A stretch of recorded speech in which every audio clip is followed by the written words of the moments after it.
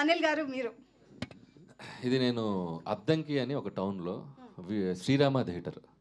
So ఆ poster ఒకటి బాబు కత్తిలా వంచి ఉండేది పోస్టర్. ఆ పోస్టర్ కూడా గుర్తు నాకు, రెడ్ జాకెట్ వేసి చలపతిరావు గారితో ఫైట్ సీక్వెన్స్ పోస్టర్ అది. ఆ పోస్టర్ చాలా నాకు ఇంట్రెస్టింగ్ అనిపించేది.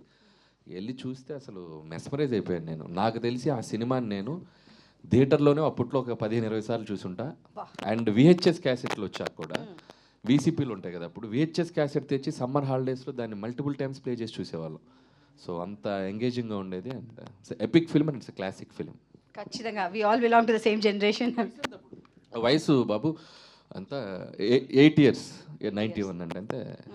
91 రిలీజ్, 35 years of the 9 years. 9 years వయసు. వావ్, లవ్లీ, చాలా బాగుంది. సో మీరు ఇప్పుడు బాలకృష్ణ గారితో సినిమా చేస్తే ఇందులోంచి ఏం ఇన్స్పిరేషన్గా తీసుకుంటారు? నాకు ఒకటి అనిపించింది ఏంటంటే, ఈ టైమ్ మిషన్ కాన్సెప్ట్తో కుదిరితే 91కి వెళ్ళిపోయి, అంటే ఈ ఏజ్తో వెళ్ళిపోయి అప్పుడు బాబు ఇలా ఉన్నారు అసలు. అంటే ఇప్పుడు అందగాడే బాబు అసలు చూడు ఎలా ఉన్నారు. ఆ టీషర్టు, ఆ టీవీ కుదిరితే, ఇది స్వార్థం. ఆ టైం మిషన్లో అలా వెళ్ళిపోయి ఒక 6 నెలలు ఒక అలా సినిమా తీసి రిలీజ్ చేసి మళ్ళీ టైం మిషన్లో తుర్రునిట్టు వచ్చేయాలని, టైం ట్రావెల్లో వెళ్ళి మళ్ళీ ఇక్కడ అదే పాలబుగ్గలంట. అంటే ఖచ్చితంగా బాబు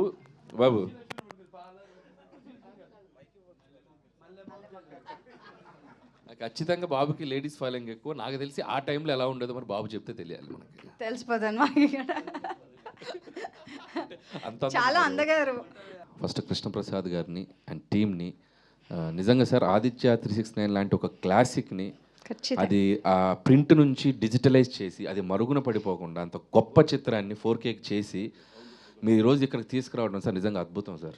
ఎందుకంటే ఎన్నో తెలుగు గొప్ప చిత్రాలు, బ్లాక్ అండ్ వైట్ చిత్రాలు కూడా చాలా వరకు మనం ఇప్పటికీ టీవీలో చూస్తున్నాం. అంటే అలాంటి సినిమాలు సేవ్ చేయడం అనేది కూడా మనకు అవసరం. అండ్ ఇంకోటి బాలయ్య బాబు గారు చెప్పినట్టు ఇది నిజంగా ఇది రిలీజ్ కాదు, ప్రీ రిలీజ్. నాకెందుకో ఆయన అఖండ, వీరసింహారెడ్డి, భగవంత్ కేసరి, డాకు మహారాజ్, అఖండ 2 మధ్యలో ఇది ఒక బ్లాక్ బస్టర్ అయిపోద్దాం అనిపిస్తుంది. అవుతుంది కూడా. సో ఖచ్చితంగా అలాగే తెలుగు ప్రేక్షకులందరికీ నా విజ్ఞప్తి. సో మేము చిన్నప్పుడు ఈ సినిమాని సెలబ్రేట్ చేసుకున్నాం, ఇది మళ్ళీ థియేటర్లో వస్తుంది. సో పిల్లలకి ముఖ్యంగా ఈ సినిమాలో చాలా అద్భుతాలు ఉన్నాయి. తెలుగు భాష గురించి, తెలుగు పద్యాల గురించి, తెలుగు రాజుల గురించి, తెలుగు కవుల గురించి ఎన్నో గొప్ప విషయాలు ఉన్నాయి. అలాగే సైన్స్ గురించి, అలాగే ఫ్యూచరిస్టిక్గా, అలాగే రియలిస్టిక్గా చిన్న చిన్న పిల్లలు చేసే చిన్న చిన్న అల్లరి ఉంది. ఒక కోహినూరు వజ్రం, చాలా వెరైటీ ఎలిమెంట్స్ ఉన్నాయి. సో ఖచ్చితంగా ఈ వీకెండ్ పిల్లలందరినీ తీసుకెళ్ళి ఖచ్చితంగా ఈ సినిమాని చూపించండి. డెఫినెట్గా వాళ్ళకి ఇది ఒక చిన్న లైబ్రరీలో వాళ్ళకి ఒక పాఠం చెప్పినట్టు కూడా ఉంటుంది ఈ సినిమా. మంచి పాటలు ఉన్నాయి. అండ్ యూత్ కూడా, ఈ జనరేషన్ యూత్ కూడా డెఫినెట్గా ఈ సినిమా చూడండి. ఇళయరాజా గారు అందించిన క్లాసిక్ ట్యూన్స్ ఉన్నాయి. ఇంకా బాలయ్య బాబు గారు అయితే మీరు మెస్మరైజ్ అయిపోతారు. So don't miss this movie. నిజంగా స్క్రీన్లోకి వెళ్ళి ఈ సినిమాని మిస్ చేసుకుని సెలబ్రేట్ చేసుకోండి అందరికీ. సో రాజు సుందరం, అవును. అండ్ ఇందాక శివలింగ ప్రసాద్ గారు చెప్పినట్టు, అండ్ ఇందాక శివలింగ కృష్ణప్రసాద్ గారు చెప్పినట్టు కెమెరామెన్స్ కూడా ఏదో అది యాక్సిడెంటల్గా విఎస్ఆర్ స్వామి గారు వచ్చినా బాలయ్యబాబు గారు చెప్పినట్టు ఏ ఎపిసోడ్కి తగ్గట్టు ఆ ఎపిసోడ్కి ఒక సినిమాటోగ్రఫర్ పనిచేసినట్టుంది సినిమా చూస్తే.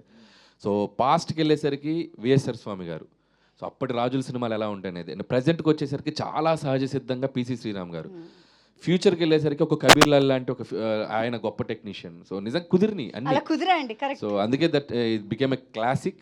సో మేము అదృష్టవంతులా ఫీల్ అవుతున్నాం. అంటే మా జనరేషన్లో ఒక మోస్ట్ ఫార్వర్డ్ థింకింగ్తో వచ్చిన ఫిల్ము. అండ్ మా అదృష్టం అది మేము, ఎందుకంటే కమర్షియల్ ఫిల్మ్స్ ఒక హై రేంజ్లో ఉన్న టైంలో రిలీజ్ అయిన ఫిల్మ్ అది.